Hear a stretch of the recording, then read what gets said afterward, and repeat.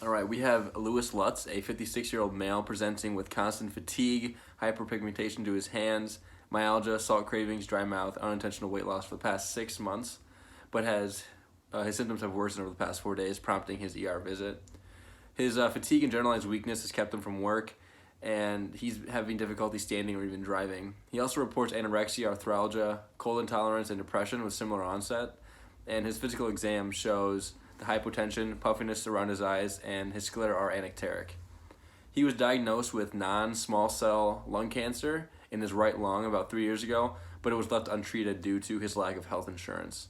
A recent CT of his lungs with contrast confirms diffuse metastasis bilaterally, and a CT of his abdomen and pelvis, also using contrast, confirms metastasis to both adrenal glands, but no lesions to his liver. The widespread metastasis to both lungs is new compared to his previous diagnosis 3 years ago.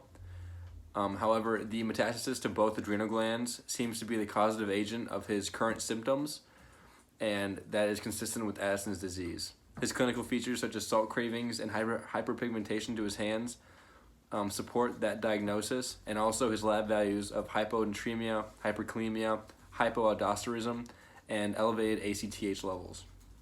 I was thinking it could possibly be hypothyroidism, however, it's unlikely due to his weight loss, not weight gain, and his normal TSH levels. And lastly, it could have possibly been a pituitary tumor causing his hormonal abnormalities.